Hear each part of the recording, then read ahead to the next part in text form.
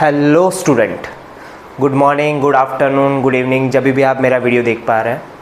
मैं हूं आपका क्यूट सा फिज़िक्स टीचर अंकित सर। स्वागत है आप सभी का मेरा यूट्यूब चैनल फिज़िक्स स्फीयर में। जैसे कि आप सभी जानते हैं कि हम एक चैप्टर स्टार्ट कर चुके हैं, रोटेशनल डायनामिक्स। लास्ट लेक्चर में या फिर प्रीवियस वीडियो में आप देख पाएंगे कि हमने कुछ चीज़ें कंटिन्यू की थी, बराबर ना। क्या चीज़ हम लोग ने कंटिन्यू की थी? हम लोग ने डिस्कस किया था मोशन क्या होता है, बराबर, फ्रेम ऑफ रेफरेंस क्या होता है, बराबर ना। फिर हम लोग ने डिस्कस किया था कि रोटेशनल डायनामिक्स को हम 3 पार्ट में डिवाइड करेंगे। पहला होगा सर्कुलर मोशन, फिर रोटेशनल मोशन, फिर होगा रोलिंग मोशन। हम ऑलरेडी सर्कुलर मोशन स्टार्ट कर चुके हैं, उसमें काइनेमेटिक्स ऑफ सर्कुलर मोशन हम लोग ने डिस्कस भी कर लिए। काइनेमेटिक्स ऑफ सर्कुलर मोशन में हमने 3 चीज़ें डिस्कस की है, बराबर। हम लोग ने एंगुलर डिस्प्लेसमेंट डिस्कस किया है, एंगुलर वेलोसिटी क्या होता है डिस्कस किया है, और एंगुलर एक्सेलरेशन, इनके बारे में भी डिस्कस किया है। ये वेक्टर क्वांटिटी हैं, सारी चीज़ें डिटेल में आप देखेंगे। अगर फिर भी आपको डाउट है, आप प्रीवियस वीडियो देख के आए, ठीक है। आज थोड़ा सा पार्ट उसी को कंटिन्यू करेंगे। थोड़ी सी चीज़ें वहाँ पे छूट गई थी, हमारे वीडियो का लेंथ ऑब्वियसली उस टाइम पे बढ़ गया था। आज देखेंगे कि थोड़ा सा पार्ट हमारा काइनेमेटिक्स का बचा हुआ है, कंटिन्यू करेंगे। जैसे कि आप बोर्ड पे देख पा रहे हैं, बोर्ड पे क्या लिखा हुआ है? Analogy between the linear motion and angular motion, बराबर ना। लीनियर मोशन और एंगुलर मोशन मतलब क्या होता है? लीनियर मोशन मतलब स्ट्रेट लाइन मोशन हो गया। अगर कोई बॉडी स्ट्रेट लाइन मोशन करती है तो हम उसको क्या बोलते हैं? लीनियर मोशन बोलते हैं। एंगुलर मोशन मतलब क्या है? कि जब बॉडी कोई एंगल में परफॉर्म करती है, एंगुलर मोशन परफॉर्म करती है, कुछ एंगल वाली चीज़ें आ जाती है, वहाँ पे क्या हो जाती है? एंगुलर मोशन हम बोल देते हैं। हम ये दोनों के बीच में रिलेशन देखेंगे। ऑलरेडी इनके बीच में रिलेशन सर्कुलर मोशन के काइनेमेटिक्स में ही हम लोग ने देख लिया है, बराबर ना। सर्कुलर मोशन के काइनेमेटिक्स में आप प्रीवियस वीडियो में देखेंगे तो कुछ चीज़ें हम लोग ने लीनियर और एंगुलर, ये दोनों टर्म आपको दिखेंगे। अरे राइट है कि नहीं है? हाँ ना बोलते जा, कमेंट सेक्शन करते जा। इसी से हमें क्या मिलती है? मोटिवेशन मिलती है कि हाँ, हम सिखा रहे, वो समझ रहा है कि नहीं समझ रहा है कि नहीं। तो हम थोड़ा सा इसके बीच में एनालॉगी का मतलब क्या है? सिमिलैरिटीज़। एनालॉगी की मतलब क्या होती है? सिमिलैरिटीज़ होती है, ठीक है। तो इसके बारे में बात कर लेते हैं। तो हम एक साइड लिखेंगे लीनियर मोशन, दूसरे साइड लिखेंगे एंगुलर मोशन। इसके बारे में बात कर लेते हैं, ठीक है। लीनियर मोशन और दूसरा हो गया एंगुलर मोशन। इन दोनों के बीच में एनालॉगी देखना है। क्लियर हुआ? देखो, लीनियर मोशन में हम क्या पढ़ते हैं? लीनियर डिस्प्लेसमेंट पढ़ते हैं। लीनियर मोशन में क्या पढ़ते हैं? लीनियर डिस्प्लेसमेंट होता है, राइट।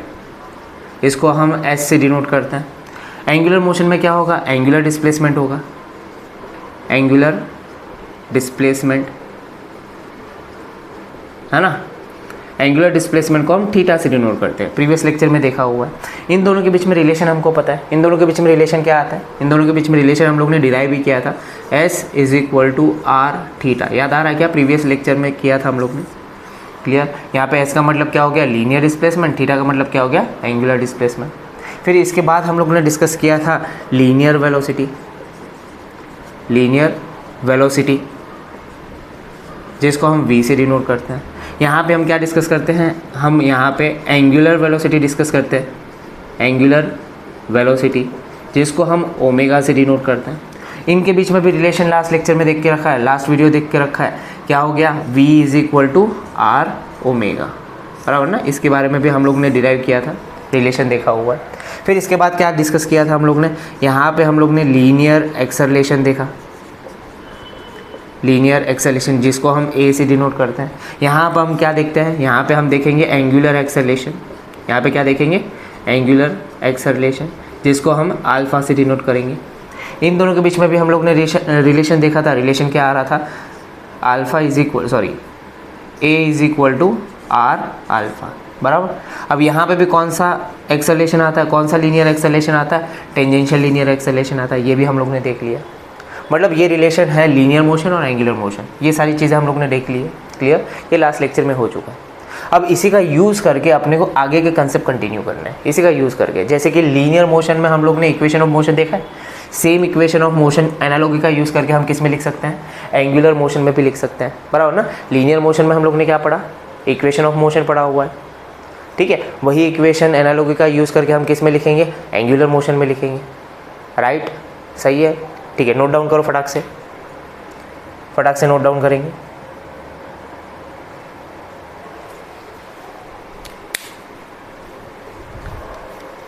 पॉज होके नोट डाउन करो। हो गया? ठीक है, चलो। तो नेक्स्ट हम लोग क्या करने वाले हैं, इसी में एनालॉजी का यूज़ करके हम इक्वेशन ऑफ मोशन देखेंगे। एनालॉजी का यूज़ करके हमें क्या देखना है, इक्वेशन ऑफ मोशन देखना है। अब इक्वेशन ऑफ मोशन पहले लीनियर मोशन में देख लेते हैं, उसके बाद इसका एनालॉजी का यूज़ करके एंगुलर मोशन में देख लेंगे। लीनियर मोशन में देखो क्या है, इक्वेशन ऑफ मोशन। ठीक है, पहले किस में देखना है, लीनियर मोशन में क्या होता है, इक्वेशन ऑफ मोशन। ऑलरेडी सारे लोगों ने रटे हुए हैं बचपन से, बचपन की बातें याद रखो, है ना। लीनियर मोशन में हम क्या इक्वेशन यूज़ कर रहे हैं, फर्स्ट इक्वेशन क्या था, v is equal to u plus a t, बराबर ना। सेकेंड इक्वेशन क्या था, s is equal to u t plus half a t square, बराबर ना। थर्ड इक्वेशन क्या आ रहा था, third equation v square is equal to u square plus 2as। ये तीन इक्वेशन हम लोग ने देखे हुए हैं। अच्छा, ये तीनों इक्वेशन कब यूज़ करते थे, याद आ रहा है, ये तीनों इक्वेशन कब यूज़ करते थे, ये तीनों इक्वेशन यूज़ करने की एक कंडीशन होती थी। कंडीशन क्या थी, ये कंडीशन थी एक्सेलेरेशन क्या होना चाहिए था, कांस्टेंट होना चाहिए था। एक्सेलेरेशन क्या होना चाहिए, कांस्टेंट। अगर एक्सेलेरेशन कांस्टेंट नहीं है तो आप ये इक्वेशन यूज़ नहीं कर पाएंगे बेटा। अरे समझ में आया क्या, ये कंडीशन है, ये तीनों इक्वेशन। इसको आपने फ्री फॉल में भी यूज़ किया था, याद करो थोड़ा सा, इसको आपने फ्री फॉल में यूज़ किया था। फ्री फॉल में यूज़ क्यों कर पा रहे थे, फ्री फॉल में इसीलिए यूज़ कर पा रहे थे, फ्री फॉल में इसीलिए यूज़ कर पा रहे थे क्योंकि फ्री फॉल वाली कंडीशन में A is nothing but the gravity ना। अरे मोशन अंडर ग्रेविटी होता है ना, फ्री फॉल क्या होता है, मोशन अंडर ग्रेविटी होता है। अब अगर ग्रेविटी का वैल्यू हम एक्सेलरेशन लेंगे तो ग्रेविटी तो कांस्टेंट है, अगर ग्रेविटी कांस्टेंट है तो ये इक्वेशन यूज़ कर पाएंगे। अरे हाँ ना बोल यार, ठीक है। अब इसी इक्वेशन को हमें किस में लिखना है, एंगुलर मोशन में लिखेंगे। किस में लिखना है बेटा, एंगुलर मोशन में लिखना है। क्लियर हुआ? तो यही चीज़ जो है एंगुलर मोशन का यूज़ करके, एनालॉजी का यूज़ करके हमें एंगुलर मोशन में लिखना है, एंगुलर मोशन। अब एंगुलर मोशन में क्या आता है, लीनियर डिस्प्लेसमेंट एंगुलर डिस्प्लेसमेंट बन जाएगा, लीनियर वेलोसिटी एंगुलर वेलोसिटी बन जाएगी, लीनियर एक्सेलरेशन एंगुलर एक्सेलरेशन बन जाएगा। तो यही चीज़ यहाँ पे देख। अच्छा, ये बोलेगा अब लीनियर टाइम एंगुलर टाइम होता है क्या, ऐसा कुछ नहीं होता है। लीनियर टाइम एंगुलर टाइम ऐसा कोई चीज़ होती नहीं है, टाइम दोनों के लिए क्या होगा, सेम ही होगा। टाइम दोनों के लिए क्या होगा, सेम ही होगा। अब यही इक्वेशन को यहाँ पे लिखो। अरे दिमाग चला रहा है क्या, ये फर्स्ट इक्वेशन देखो क्या है, ये क्या होता है, फाइनल वेलोसिटी होता है, ये क्या हो जाएगा, फाइनल एंगुलर वेलोसिटी हो जाएगा। इज इक्वल टू लिखा है, इज इक्वल टू लिखेंगे, u मतलब इनिशियल वेलोसिटी होता है, तो यहाँ पे क्या हो जाएगा, इनिशियल ओमेगा हो जाएगा, ओमेगा आई लिख देंगे, प्लस बोला है प्लस लिखेंगे। लीनियर एक्सेलरेशन हुआ, यहाँ पे एंगुलर एक्सेलरेशन हो जाएगा, और टाइम ही रहेगा। अरे हाँ ना बोल भाई, बराबर ना, ठीक है। सेकेंड इक्वेशन देखो, सेकेंड इक्वेशन में क्या होगा, लीनियर डिस्प्लेसमेंट है, ये एंगुलर डिस्प्लेसमेंट बन जाएगा। इज इक्वल टू है, इज इक्वल टू लिखेंगे, इनिशियल वेलोसिटी है, इनिशियल वेलोसिटी ओमेगा हो जाएगा, एंगुलर इनिशियल वेलोसिटी हो जाएगा। प्लस बोला है इनटू टी, तो भूल ही गए हम लोग, इनटू टी है, प्लस बोला है प्लस लिखेंगे, हाफ बोला है हाफ लिखेंगे। लीनियर एक्सेलरेशन है, यहाँ पे क्या हो जाएगा बोलो, अल्फा हो जाएगा, टाइम स्क्वायर। ये सेकेंड इक्वेशन हो गया। थर्ड इक्वेशन देखो क्या हो जाएगा, थर्ड इक्वेशन देखो वी स्क्वायर है, यहाँ पे क्या हो जाएगा, फाइनल ओमेगा का स्क्वायर हो जाएगा। इज इक्वल टू बोला, इज इक्वल टू हो गया, इनिशियल वेलोसिटी का स्क्वायर है, यहाँ पे इनिशियल ओमेगा का स्क्वायर हो जाएगा। प्लस बोला है प्लस लिखेंगे, 2 होगा 2 ही होगा। लीनियर एक्सेलरेशन है, एंगुलर एक्सेलरेशन हो गया, लीनियर डिस्प्लेसमेंट है, एंगुलर डिस्प्लेसमेंट हो गया। समझ में आई बात, क्या किया, इसी इक्वेशन को एनालॉजी का यूज़ करके एंगुलर मोशन में कन्वर्ट कर दिया मैंने। यहाँ तक क्लियर हुआ क्या, इसी इक्वेशन को एंगुलर मोशन में कन्वर्ट किया। जैसे कि यहाँ पे कंडीशन है, यहाँ पे कंडीशन क्या है, लीनियर एक्सेलरेशन कांस्टेंट होना चाहिए, तो यहाँ पे भी कंडीशन होगा ना, यहाँ पे कंडीशन क्या हो जाएगा, यहाँ पे कंडीशन क्या होगा, अल्फा कांस्टेंट होना चाहिए। क्या होना चाहिए, अल्फा कांस्टेंट होना चाहिए। क्लियर हुआ, यहाँ पे अल्फा क्या होना चाहिए, कांस्टेंट होना चाहिए। ठीक है, तब जाके ये यूज़ कर पाएंगे, अदरवाइज़ ये इक्वेशन यूज़ नहीं कर पाएंगे। क्लियर हुआ, ठीक है ना। अरे हाँ ना बोल, नोट डाउन करो फटाक से, जल्दी से नोट डाउन करो, पॉज करके नोट डाउन करो, सारी चीज़ें नोट डाउन करते जाओ। ठीक है, अपने नोट्स खुद ही बनाओ, वो ज़्यादा इम्पोर्टेंट है। क्लियर हुआ। जैसे कि हम बहुत कुछ बोलते हैं, बहुत कुछ लिखते हैं, तो लिखा हुआ तो आप नोट डाउन करेंगे, पर बहुत कुछ बोलते भी हैं हम, है ना। ये जो बोला हुआ रहता है वो भी आपको कहीं ना कहीं क्या करना रहता है, नोट डाउन करना रहता है। जितना ज़्यादा नोट डाउन करेंगे रिवाइज करते समय उतना ही आपको क्या मिलेगा, छोटी छोटी चीज़ें मिल जाएगी आपको। अब ये छोटी छोटी चीज़ों में ही क्या हो जाता है, क्वेश्चन बन जाता है। और वो चीज़ अगर हमसे मिस हो गई तो क्वेश्चन हमें हिंट नहीं समझ में आएगी ना भाई, क्वेश्चन का वो हिंट नहीं समझ में आएगा। यहाँ तक क्लियर हुआ? पॉज करके नोट डाउन करो, ठीक है, ओके ठीक। तो यहाँ पे हम लोग ने इक्वेशन ऑफ मोशन भी देख लिया, इक्वेशन ऑफ मोशन भी देख लिया, ठीक है।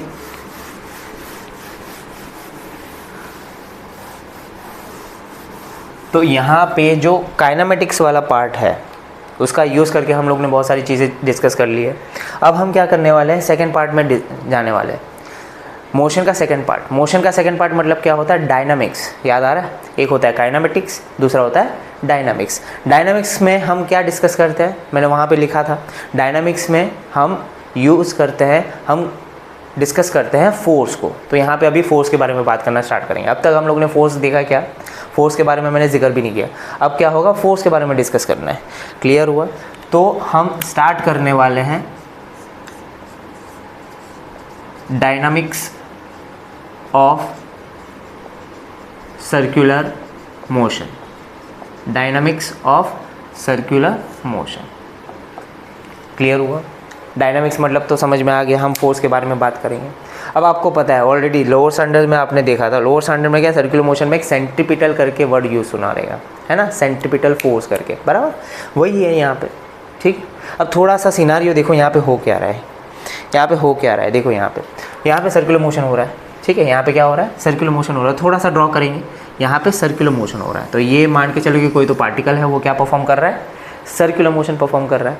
अब सर्कुलर मोशन परफॉर्म कर रहा है तो उसका सेंटर भी तो होगा, ये सेंटर हो गया O, और यहाँ पे हम एक पोजीशन कंसिडर कर लेते हैं पार्टिकल की, जो सर्कुलर मोशन परफॉर्म कर रहा है, क्या ले लिया, P ले लिया। ये आपका क्या हो जाएगा, सेंटर से पोजीशन, ये आपका रेडियस हो जाएगा।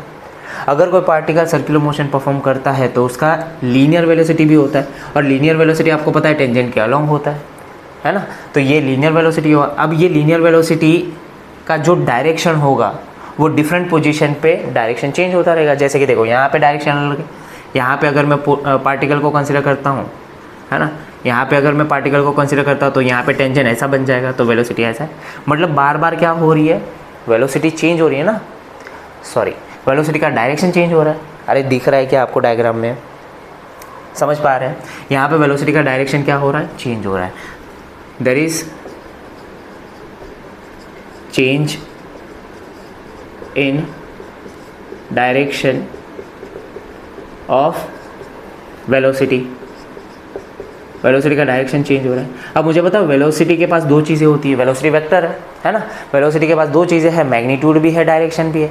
अगर दोनों में से एक भी चीज़ चेंज होती है तो चेंज इन वेलोसिटी बोल सकते हैं। अब जैसे ही वेलोसिटी चेंज हो रही है तो वहाँ पे क्या आ जाता है, एक्सेलरेशन आ जाता है ना भाई। यहाँ पे क्या आ जाएगा, एक्सेलरेशन आएगा। यहाँ पे क्या चेंज हो रहा है, डायरेक्शन, डायरेक्शन चेंज होगा तो एक्सेलरेशन आएगा। देयर इज एक्सेलरेशन, बराबर। अब ये एक्सेलरेशन जो होता है इसको हम सेंट्रीपिटल एक्सेलरेशन बोलते हैं, याद रख, सेंट्रीपिटल एक्सेलरेशन बोलते हैं। अब ये जो सेंट्रीपिटल एक्सेलरेशन है इसको ऑलरेडी हम लोग ने प्रीवियस लेक्चर में, प्रीवियस वीडियो में डिस्कस कर लिया है। सेंट्रीपिटल एक्सेलरेशन को हम AC से डिनोट करते हैं, इसी को हम रेडियल एक्सेलरेशन बोलते हैं क्योंकि AR भी डिनोट करते हैं। इसको हम नॉर्मल एक्सेलरेशन बोलते हैं तो AN भी हो गया। ये सारे नोटेशन है, ठीक है। अब ये जो एक्सेलरेशन का फॉर्मूला था वो भी मैंने बता दिया था, क्या फॉर्मूला था, v²/r। ये सारी चीज़ें डिस्कस हो गई ना, AC = v²/r। और दूसरा फॉर्मूला क्या था, r⍵²। दोनों फार्मूला से आप क्या निकाल सकते हो, सेंट्रीपिटल एक्सेलरेशन निकाल सकते हो। दोनों फार्मूला से क्या निकलेगा, सेंट्रीपिटल एक्सेलरेशन निकल जाएगा। अब यहाँ पे एक क्वेश्चन है, छोटा सा क्वेश्चन है, थोड़ा सा डिस्कस कर लेते हैं। मुझे ये बताओ, अगर कोई पार्टिकल मोशन कर रहा है, अगर कोई पार्टिकल मोशन कर रहा है तो उस पर फोर्स पहले लगेगी कि एक्सेलरेशन पहले लगेगा, क्या होगा? मैंने क्वेश्चन देखो उसे यार समझने की कोशिश करो। अगर कोई पार्टिकल मोशन कर रहा है, कोई भी मोशन कर रहा है, इसकी बात नहीं कर रहा, सर्कुलर मोशन की बात नहीं कर रहा, स्ट्रेट लाइन ले लो, रोटेशनल ले लो, ये मोशन ले लो, कौन सा भी मोशन ले लो, पहले फोर्स लगेगा कि एक्सेलरेशन लगेगा? अब आपने लॉज ऑफ मोशन पढ़ा हुआ है, लॉज ऑफ मोशन में सेकंड लॉ भी पढ़ा हुआ है ना, न्यूटन बाबा का सेकंड लॉ। न्यूटन बाबा ने क्या बताया, न्यूटन बाबा ने ये बताया कि अगर किसी पार्टिकल पे हम फोर्स लगाएंगे तो मोशन होगा, अनबैलेंस फोर्स लगाने से क्या होता है, मोशन होगा। तो पहले फोर्स आएगा उसके बाद मोशन होगा ना, और मोशन होने के बाद एक्सेलरेशन स्टार्ट होगा ना। अरे समझ में आ रही बात, मोशन होने के बाद क्या होगा, मोशन स्टार्ट होने पे ही एक्सेलरेशन होता है। तो पहले फोर्स आया रहेगा, उसके बाद क्या आया रहेगा, एक्सेलरेशन आया। हमने पहले एक्सेलरेशन को डिस्कस कर लिया, अब हम किसको डिस्कस करेंगे, फोर्स को डिस्कस करेंगे। अब यहाँ से देखो क्या हो रहा है, according to Newton second law, Newton का सेकेंड लॉ के हिसाब से F is equal to mass into acceleration होगा, बराबर ना। अगर हम सेंट्रीपिटल एक्सेलरेशन कंसिडर करेंगे तो सेंट्रीपिटल फोर्स हो जाएगा। अब दिमाग चल रहा है, सेंट्रीपिटल फोर्स कहाँ से आ रहा है, सेंट्रीपिटल एक्सेलरेशन जो होगा उसके करस्पॉन्डिंग जो फोर्स होगा वो क्या होगा, सेंट्रीपिटल फोर्स होगा, बराबर। अब सेंट्रीपिटल एक्सेलरेशन का फॉर्मूला यहाँ पे पुट कर दो, फॉर्मूला क्या हो जाएगा, देखो Fc is equal to m तो वैसे ही रहेगा। सेंट्रीपिटल एक्सेलरेशन देखो क्या लिख सकते हैं, v स्क्वायर बाई r हो गया, या फिर सेंट्रीपिटल एक्सेलरेशन का दूसरा फॉर्मूला लिखो, क्या हो जाएगा, r ओमेगा स्क्वायर भी हो सकता है, दोनों फॉर्मूला यूज़ कर सकते हैं। अच्छा, यूनिट वगैरह की बात करनी है क्या, यूनिट तो पता ही नहीं, फोर्स है, यूनिट तो पता ही होगा, क्या होगा, न्यूटन होगा। यहाँ से सिर्फ और सिर्फ क्या मिलेगा, यहाँ से सिर्फ और सिर्फ मैग्नीट्यूड मिलेगा, क्या मिलेगा, मैग्नीट्यूड। अच्छा ठीक है, यहाँ से सिर्फ क्या मिलेगा, मैग्नीट्यूड मिलेगा। अब बोलेंगे सर फोर्स तो वेक्टर क्वांटिटी होता है, फोर्स क्या होता है, वेक्टर क्वांटिटी है। आपने मैग्नीट्यूड तो बता दिया, अब डायरेक्शन के बारे में कौन बताएगा। अब देखो डायरेक्शन, उसके लिए भी न्यूटन बाबा ने बता के रखा है, क्या बताया, फोर्स और एक्सेलरेशन दोनों सेम डायरेक्शन में होता है। अरे ये भी तो बताया था यार, क्या बताया था, फोर्स और एक्सेलरेशन दोनों सेम डायरेक्शन में होता है। अच्छा, अभी एक्सेलरेशन का डायरेक्शन पता है, सेंट्रीपिटल एक्सेलरेशन का डायरेक्शन क्या होता है, सेंट्रीपिटल एक्सेलरेशन का direction along the radius towards the centre होता है। अरे हाँ ना बोल, ऑलरेडी डिस्कस करके रखा हुआ है, प्रीवियस वीडियो देख के आओ। सेंट्रीपिटल एक्सेलरेशन का डायरेक्शन क्या होता है, along the radius towards the centre. तो जिस डायरेक्शन में एक्सेलरेशन होगा उस डायरेक्शन में सेंट्रीपिटल एक्सेलरेशन भी होगा। तो डायरेक्शन के बारे में अगर मैं बात करूं, डायरेक्शन के बारे में अगर मैं बात करता हूं, तो जो एक्सेलरेशन का डायरेक्शन वही क्या हो जाएगा, सेंट्रीपिटल फोर्स का भी डायरेक्शन हो जाएगा। क्या डायरेक्शन आएगा, देखो, along the radius towards the centre, along the radius towards the centre, ये हो गया आपका डायरेक्शन। पूरा सिनारियो समझ में आया, क्लियर हुआ क्या। अब ये जो सेंट्रीपिटल फोर्स है उसके बारे में थोड़ा बहुत डिस्कस कर लेते हैं, थोड़ा बहुत मतलब बहुत ज़्यादा इंपॉर्टेंट है, क्योंकि लॉज ऑफ मोशन पढ़ते हुए या फिर बोल सकते हैं क्लासिफिकेशन ऑफ फोर्स जब हम करते हैं, वहाँ पे क्लासिफिकेशन के अंदर सेंट्रीपिटल फोर्स नाम की कोई चीज़ हम डिस्कस नहीं करते हैं। क्लासिफिकेशन में हम सेंट्रीपिटल फोर्स का नामो निशान नहीं देखते हैं, ठीक है। मतलब क्या हुआ, कुछ तो गड़बड़ है यहाँ पे। अगर ये फोर्स होता, ठीक है, अगर ये फोर्स होता तो क्लासिफिकेशन में इंक्लूड किया जाता ना इसको, ठीक है। ये फोर्स हैं, पर देखो क्या है, इसके बारे में थोड़ा सा इसका बैकग्राउंड चेक कर लेते हैं, बराबर। सेंट्रीपिटल एक्सेलरेशन का तो पता है, सेंट्रीपिटल एक्सेलरेशन क्या है, सेंट्रीपिटल फोर्स भी पता हो गया। अब थोड़ा सा इसका बैकग्राउंड देखेंगे, नोट डाउन करो फटाक से, पॉज करके नोट डाउन करो। अच्छा, ये जो डायरेक्शन है डायग्राम में बता सकते हैं क्या, डायग्राम में देखो इसका डायरेक्शन क्या होगा, along the radius towards the centre, मतलब डायरेक्शन हो गया टुवर्ड्स द सेंटर FC। अगर यहाँ पे डायरेक्शन दिखाना है तो क्या हो जाएगा, टुवर्ड्स द सेंटर FC हो जाएगा, क्लियर हुआ। तो ये डायरेक्शन होगा towards the centre, along the radius towards the centre. Note down किया फटाक से, छाप दो, छाप दिया, ठीक है। चलो थोड़ा इसके बारे में डिस्कस कर लेते हैं, centripetal force.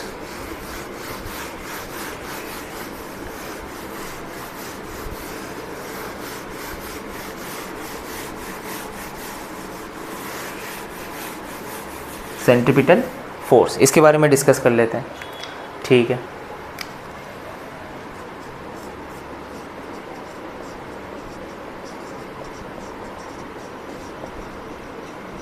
Denoted by FC, centripetal force. अब अगर इसका डेफिनेशन के बारे में बात करें, पहले डेफिनेशन देखते हैं। फर्स्ट पॉइंट क्या है, डेफिनेशन। पूछेगा कोई नहीं, पर पता होना चाहिए, क्यों, क्योंकि आप YouTube चैनल, कौन सा YouTube चैनल, फिजिक्स स्फीयर से पढ़ रहे हो, पता सब कुछ होना चाहिए आपको, है ना। पूछेगा नहीं पूछेगा वो अलग बात है, कोई पूछ रहा है नहीं पूछ रहा है वो अलग बात है, पर पता सब कुछ होना चाहिए। डेफिनेशन देखो क्या है, डेफिनेशन सेंट्रीपिटल फोर्स का है, it is the net force acting on particle, acting on particle, performing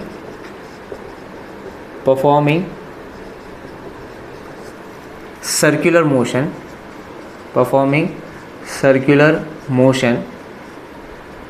along the radius and towards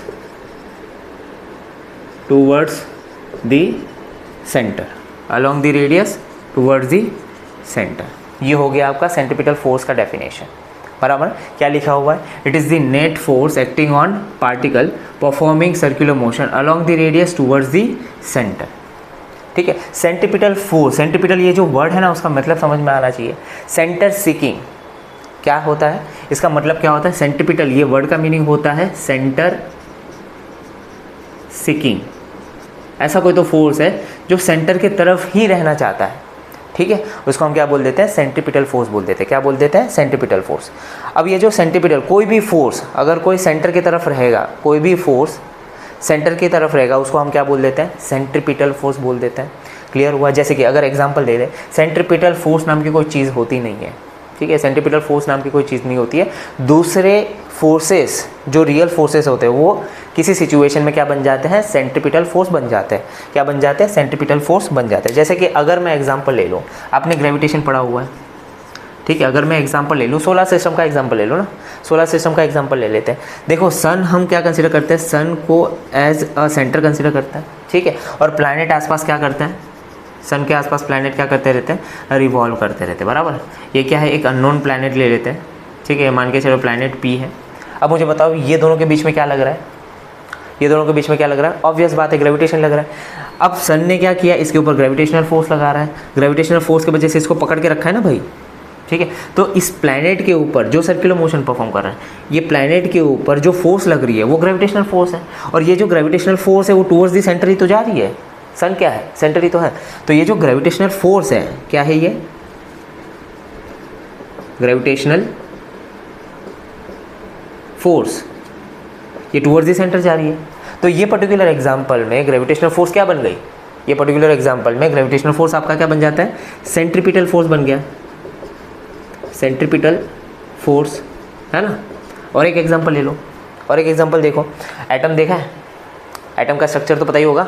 atom का स्ट्रक्चर क्या होता है? बेसिक बातें हैं। एटम का स्ट्रक्चर होता है, एटम का जो सेंटर होता है उसको क्या बोलते हैं? न्यूक्लियस बोलते हैं। न्यूक्लियस के अंदर क्या होता है? प्रोटॉन और न्यूट्रॉन होता है। प्रोटॉन का चार्ज क्या होता है? पॉजिटिव होता है, वो भी पता है। तो यहाँ पे पॉजिटिव चार्ज होगा। न्यूक्लियस क्या है? पॉजिटिवली चार्ज होता है। फिर इसके आसपास इलेक्ट्रॉन पता है ना, रिवॉल्व होते रहता है। सर्कुलर ऑर्बिट में इलेक्ट्रॉन क्या करते हैं? रिवॉल्व करते हैं। तो ये हो गया आपका इलेक्ट्रॉन। अच्छा, इलेक्ट्रॉन क्या होता है? नेगेटिव चार्ज होता है। न्यूक्लियस क्या होता है? पॉजिटिव चार्ज होता है। अब आपको पता है कि चार्जेस के बीच में कौन सा फोर्स लगता है? आपने पढ़ा हुआ है। चार्जेस के बीच में क्या लगता है? इलेक्ट्रोस्टैटिक फोर्स लगता है। क्या लगता है? Electrostatic force. तो यहाँ पे मुझे बताओ कि इलेक्ट्रॉन को पकड़ के रखा है न्यूक्लियस ने, तो कौन से फोर्स से पकड़ के रखा रहेगा? कौन से फोर्स से पकड़ के रखा रहेगा? इसके ऊपर लगने वाला कौन सा फोर्स है? इसके ऊपर लगने वाला इलेक्ट्रोस्टैटिक फोर्स है। Electrostatic force. अब मुझे बताओ, ये जो इलेक्ट्रोस्टैटिक फोर्स है वो आपको टुवर्ड्स द सेंटर जाता हुआ दिख रहा है? अरे न्यूक्लियस की तरफ जा रहा है ना। न्यूक्लियस है क्या? सेंटर है। अब ये टुवर्ड्स द सेंटर जा रहा है, तो ये पर्टिकुलर सिचुएशन में इलेक्ट्रोस्टैटिक फोर्स क्या बन गया? अरे टुवर्ड्स द सेंटर जा रहा है। टुवर्ड्स द सेंटर मतलब कौन सा फोर्स? Centripetal force. अरे डेफिनेशन देख भाई, टुवर्ड्स द सेंटर जा रहा है मतलब इसको हम क्या बोल सकते हैं? सेंट्रीपिटल फोर्स बोल सकते हैं। तो यहाँ से क्या समझ में आ रहा है? यहाँ से ये समझ में आया कि दूसरे जो फोर्सेस हैं पर्टिकुलर सिचुएशन में वो क्या बन जाते हैं? टुवर्ड्स द सेंटर डायरेक्शन दिखाते हुए बन जाते हैं, है ना।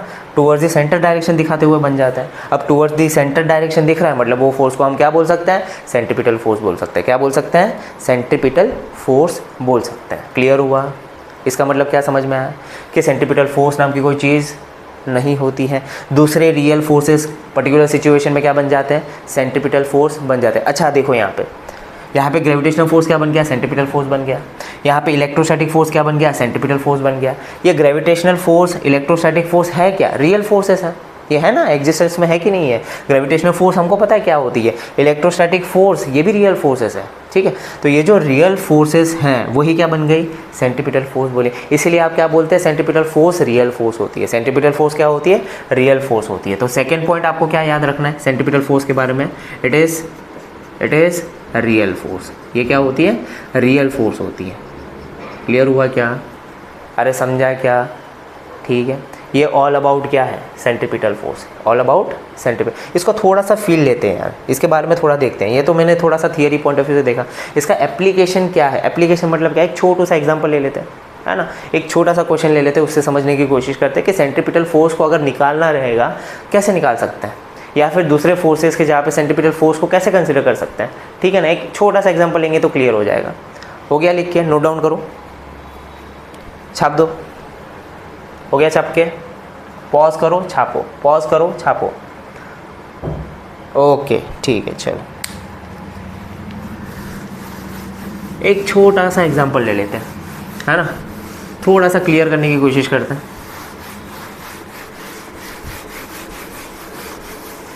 हाँ, अब एग्जांपल क्या है देखो, यहाँ पे थोड़ा सा लॉज ऑफ मोशन वाली बातें चलेगी। क्वेश्चन ही मान के चलो इसको। क्वेश्चन देखो क्या है, एक रॉड है मेरे पास, एक रॉड है, ये मासलेस रॉड है मान के चलो, इसका कोई मास नहीं है, इसका मास कंसिडर नहीं करेंगे, मासलेस रॉड है ना। इसके साथ स्ट्रिंग से ब्लॉक कनेक्टेड है, यहाँ पे एक ब्लॉक है मान के चलो, कितना है 1 kg का। फिर इससे दूसरा स्ट्रिंग कनेक्टेड है और दूसरा ब्लॉक कनेक्टेड है मान के चलो 2 kg का।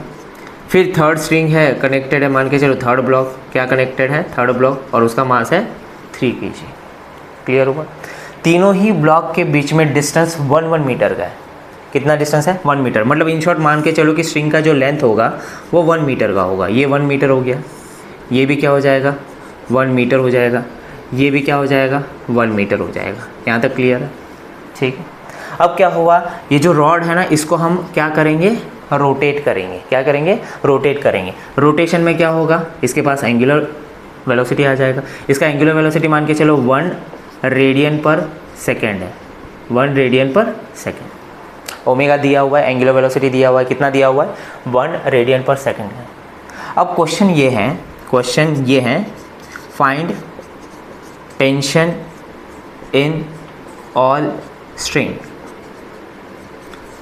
सारे स्ट्रिंग में हमें क्या फाइंड करना है, टेंशन फाइंड करना है। सारे स्ट्रिंग में हमें क्या फाइंड करना है, टेंशन फाइंड करना है। आसान है यार, टेंशन लेने की ज़रूरत नहीं है। पहले देख ले कि कौन से ब्लॉक पे, कौन से मास पे क्या फोर्स लग रही है, वो देख लिया, ठीक है। अब देखो यहाँ से क्या समझ में आ रहा है कि अगर ओमेगा है मतलब सर्कुलर मोशन होता रहेगा, है ना। तो ये तीनों ही ब्लॉक का क्या हो रहा है, सर्कुलर मोशन। जब रॉड ऐसा रोटेट होगा, ये ब्लॉक क्या करेगा, सर्कुलर पाथ ऐसा घूमेगा ना, ऐसा सर्कुलर पाथ घूमेगा। देखना, ये रॉड है, ये रॉड है, ये ब्लॉक है। अगर रॉड घूमेगा, ऐसा रोटेट होगा, तो ये पीछे की तरफ जाएगा ना, ऐसा गोल गोल घूमेगा, ठीक है। 1 kg ब्लॉक ऐसा जा रहा है, सेम 2 kg बड़े रेडियस में घूमेगा, 3 kg उससे भी बड़े रेडियस में घूमेगा। क्लियर हुआ। मतलब क्या है कि ये सारे के सारे सर्कुलर मोशन परफॉर्म कर रहे हैं, और अगर सर्कुलर मोशन है तो सेंट्रीपिटल फोर्स होगा ही होगा, बराबर।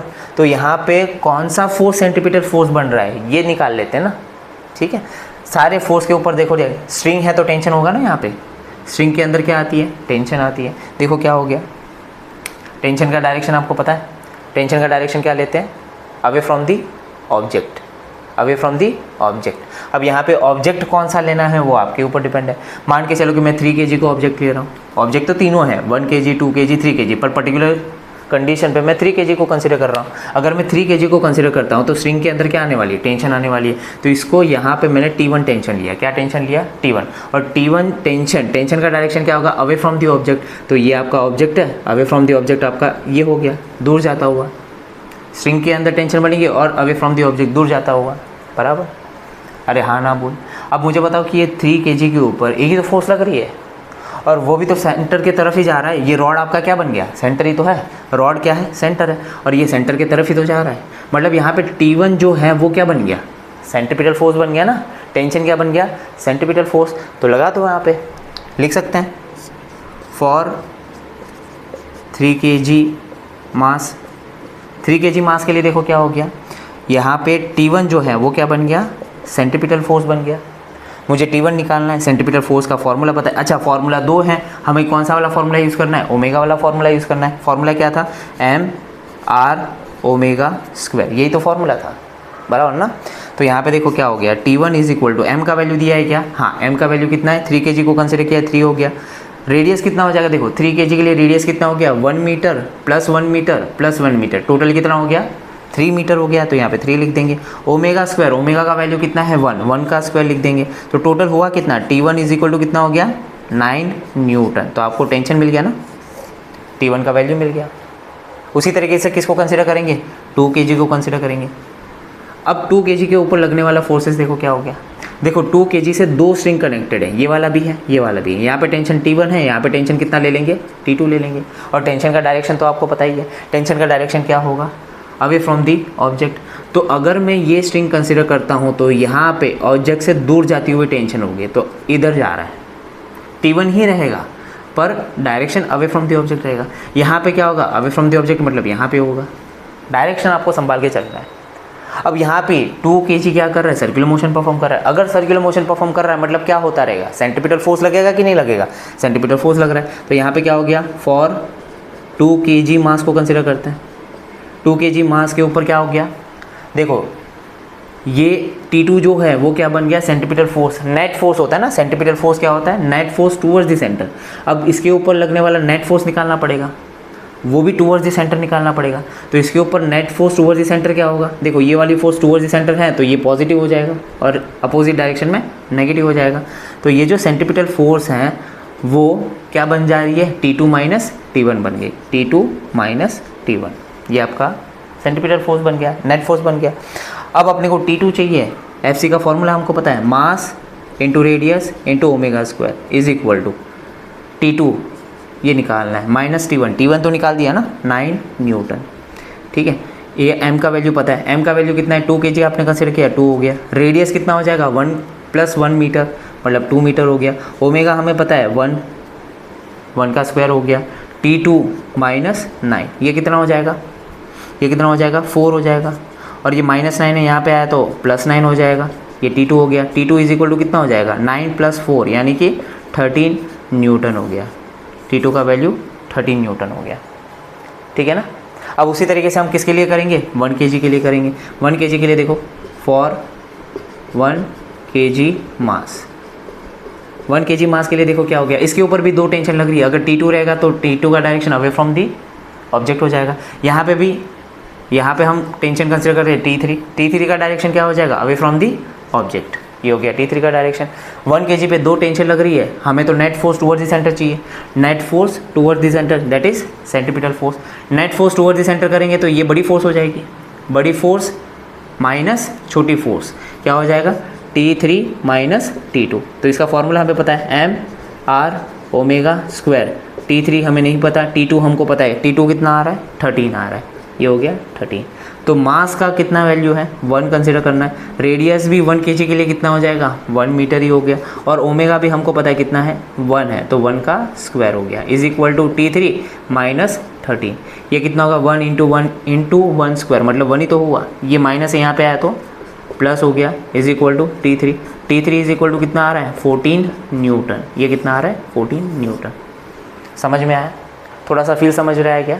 यहाँ पे centimetre force towards the centre वाला क्लियर हुआ क्या। सेंटीमीटर फोर्स का यूज़ करके हमने क्या किया कि ये तीनों ही टेंशन निकाल लिए, तीनों ही स्ट्रिंग के टेंशन निकाले। यहाँ तक क्लियर हुआ, अरे समझा क्या, हाँ ना बोल, ठीक है। तो ये थोड़ा सा समझने के लिए मैंने एग्जांपल कंसिडर किया हुआ है।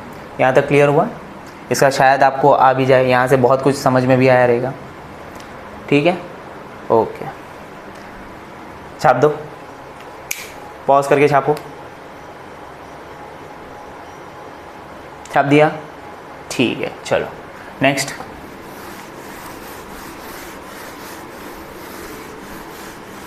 नेक्स्ट, देखते हैं। सेकेंड फोर्स जो है वो है सेंट्रीफ्यूगल फोर्स।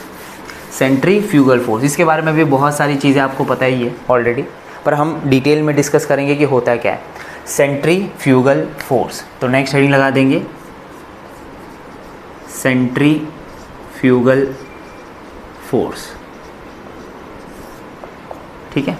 अब यहाँ पे थोड़ा सुन लो, जब भी कोई बॉडी सर्कुलर मोशन करती है, जब भी कोई बॉडी सर्कुलर मोशन परफॉर्म करती हैं तो एक साथ दोनों फोर्स लग रही है, एक साथ दोनों फोर्स लग रही है, सेंट्रीपिटल फोर्स भी लग रही है और सेंट्रीफ्यूगल फोर्स भी लग रही है। पर जब भी हम न्यूमेरिकल सॉल्व करते हैं तो दोनों में से कोई भी एक फोर्स कंसिडर करना होता है, दोनों में से कोई एक फोर्स कंसिडर करना होता है, याद रखेंगे, ठीक है। सेंट्रीपिटल फोर्स तो पता ही हो गया, net force towards the centre. ये क्या हो जाएगा, net force away from the centre, इसका डायरेक्शन डिफरेंट रहता है, अवे फ्रॉम द सेंटर होता है, अपोजिट डायरेक्शन में होता है। जिस डायरेक्शन में सेंट्रीपिटल फोर्स होता है उसके अपोजिट डायरेक्शन में क्या बनेगा, इसके अपोजिट डायरेक्शन में क्या बनेगा, सेंट्रीफ्यूगल फोर्स। इसका थोड़ा सा फीलिंग देखो क्या हो रहा है। मान के चलो कि आप ट्रैवल कर रहे हो, आप किसी एक बस में बैठे हो और कोई घाटी वाला पार्ट आ गया, मतलब कोई घाटी आ गई, और घाटी पे तो पता ही है, घाटी पे क्या होता है कि बहुत सारे कर्व वगैरह आते हैं, रोड ऐसा कर्व जा रहा है, सर्कुलर पाथ कर्व वगैरह सब आते रहता है। मान के चलो कि बस ने टर्न लिया, जब बस ने टर्न लिया तो हम बाहर की तरफ गिरते कि नहीं, मान के चले कि ऐसा लेफ्ट साइड टर्न हो रहा है तो हम थोड़ा सा बाहर की तरफ क्या होते हैं, झुकते हैं। अब जब हम झुकते हैं, किसी ने हम पे फोर्स लगाया क्या, नहीं, किसी ने भी हम पे फोर्स नहीं लगाया, फिर भी हम बाहर की तरफ झुक रहे हैं।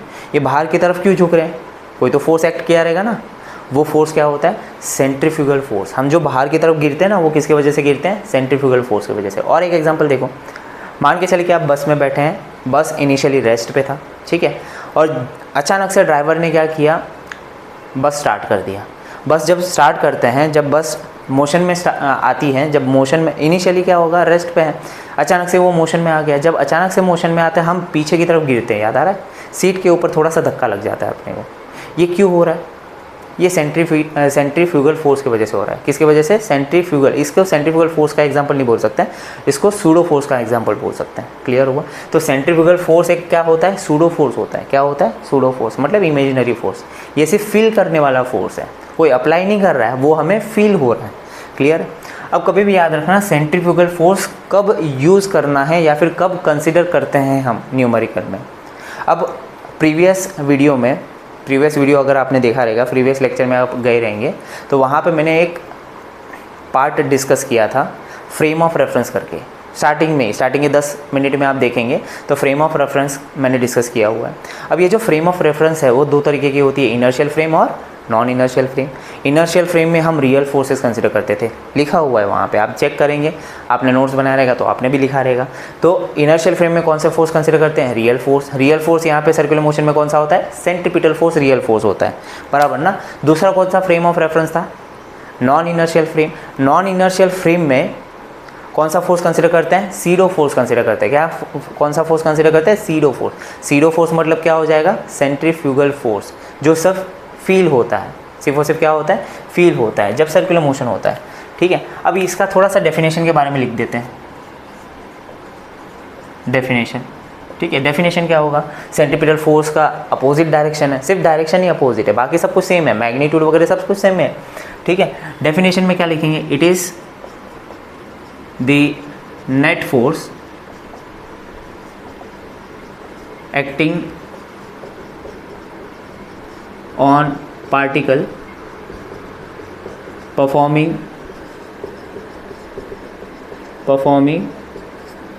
circular motion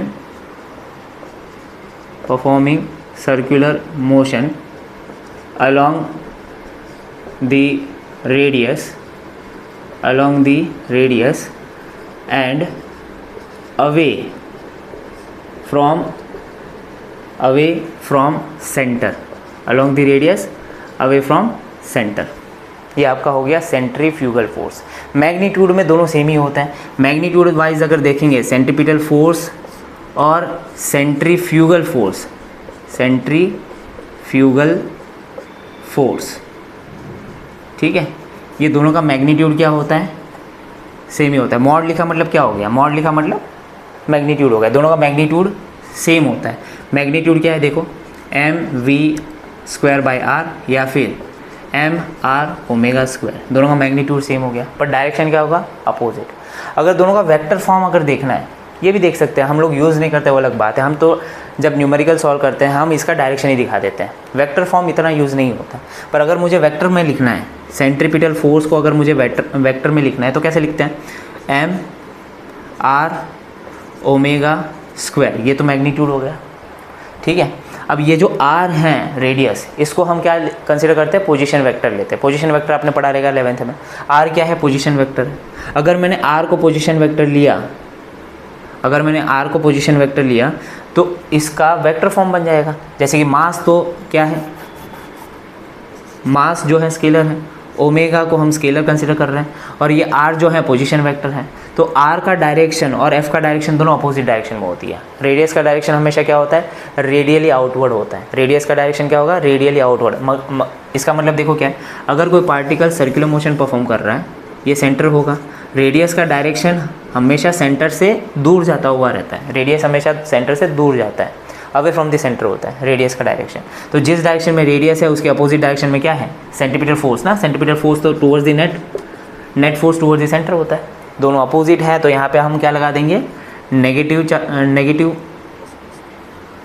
साइन लगा देंगे। अब ये जो नेगेटिव साइन क्यों आ रहा है, समझ में आया, नेगेटिव साइन क्यों आ रहा है, क्योंकि रेडियस का पोजीशन वेक्टर और फोर्स दोनों क्या है, अपोजिट डायरेक्शन में। Negative sign is due to opposite direction of centripetal force and radius, position vector है ना, इसके वजह से नेगेटिव साइन आया। पर अगर मैं सेंट्रीफ्यूगल की बात करता हूँ, किसकी बात कर रहा हूँ, सेंट्रीफ्यूगल फोर्स, तो इसका वेक्टर फॉर्म देखो क्या आ रहा है, m omega square r vector. यहाँ पे पॉजिटिव साइन आएगा। पॉजिटिव साइन क्यों आ रहा है, क्योंकि आप देखेंगे जब कोई पार्टिकल सर्कुलर मोशन परफॉर्म करता है तो रेडियस तो बाहर की तरफ रहेगा, और सेंट्रीफ्यूगल फोर्स भी तो अवे फ्रॉम द सेंटर है। यहाँ पे लिखा हुआ है ना, सेंट्रीफ्यूगल भी क्या है, अवे फ्रॉम द सेंटर है। मतलब जिस डायरेक्शन में रेडियस है उसी डायरेक्शन में क्या बन गया, सेंट्रीफ्यूगल फोर्स भी तो वहीं पे बन रहा है, दोनों सेम डायरेक्शन में है, तो क्या हो जाएगा, यहाँ पे पॉजिटिव साइन लग जाएगा। तो ये जो पॉजिटिव साइन है वो क्यों आ रहा है, समझ में आया। यहाँ पे लिख सकते हैं, positive sign is due to same direction of centrifugal force and position vector, बराबर ना। दोनों का सेम डायरेक्शन है, इसके लिए क्या आ रहा है, पॉजिटिव आ रहा है। दोनों का अपोजिट डायरेक्शन होता तो क्या होता, नेगेटिव। सेंटीपिटल फोर्स और पोजीशन वेक्टर दोनों अपोजिट है, इसके लिए नेगेटिव साइन आ रहा है। सेंट्रीफ्यूगल फोर्स और पोजीशन वेक्टर दोनों सेम डायरेक्शन में, इसके लिए पॉजिटिव साइन आ रहा है। क्लियर हुआ क्या, समझ में आया। ये सब कुछ किसके बिहाफ में बात किया हम लोग ने, किसके रिलेटेड बात किया, डायनामिक्स ऑफ सर्कुलर मोशन में बात किया। डायनामिक्स ऑफ सर्कुलर मोशन में दो फोर्सेस है, सेंट्रीपिटल फोर्स और centrifugal force. Centripetal force real force होती है, बराबर ना। रियल फोर्स उसको क्यों बोलते हैं वो भी मैंने रीज़न बता दिया है, क्योंकि बहुत सारी सिचुएशन में जब कोई पार्टिकल सर्कुलर मोशन करता है, जब कोई बॉडी सर्कुलर मोशन करता है, तो उसके ऊपर लगने वाला जो रियल फोर्स होते हैं, अभी मैंने बताया था ग्रेविटेशनल फोर्स और इलेक्ट्रोस्टैटिक फोर्स, जो कि रियल फोर्स है, वो क्या बन जा रहे हैं, सेंट्रीपिटल फोर्स बन जा रहे हैं। इसके लिए उसको क्या बोलते हैं, रियल फोर्स बोलते हैं। बाकी आ गया सेंट्रीफ्यूगल फोर्स। सेंट्रीफ्यूगल फोर्स क्या होती है, सीडो फोर्स होती है। क्या होती है, सीडो फोर्स, इमेजिनरी फोर्स होता है। ये सिर्फ फील होता है, ये फोर्स सिर्फ और सिर्फ क्या होता है, फील होता है। कोई आपके ऊपर अप्लाई नहीं कर रहा है, ये सिर्फ और सिर्फ आपको फील होता है। क्लियर हुआ। मैरी गो राउंड आपने देखा है, बचपन में आपने मैरी गो राउंड खेला रहेगा। मैरी गो राउंड में आपने क्या खेला कि जब आप मैरी गो राउंड में मतलब उस पर्टिकुलर चीज़ पे बैठते थे, वो मैरी गो राउंड पता है ना, वो डिश होता था, उसके अंदर हम लोग बैठते थे, बाहर एक दोस्त होता था, वो दोस्त जोर से उसको घुमाता था, याद आ रहा है क्या, जोर से उसको घुमा रहा है, हम गोल गोल घूम रहे, तो हमें बाहर की तरफ गिरने वाला फोर्स लगता है, हमें ऐसा लगता है, हमें ऐसा फील हो रहा है कि हम बाहर की तरफ गिरने वाले हैं, है ना। तो वही ये जो फील होने वाला चीज़ है वो क्या है, सेंट्रीफ्यूगल फोर्स है, बराबर। तो यहाँ पे हम डायनामिक्स के बारे में बात कर चुके हैं, सब कुछ आई होप आपको क्लियर हुआ रहेगा। मैं डिटेल में बात करने वाला था, डिटेल में बात किया, आपको जितना डिटेल हो सकता था मैंने दिया।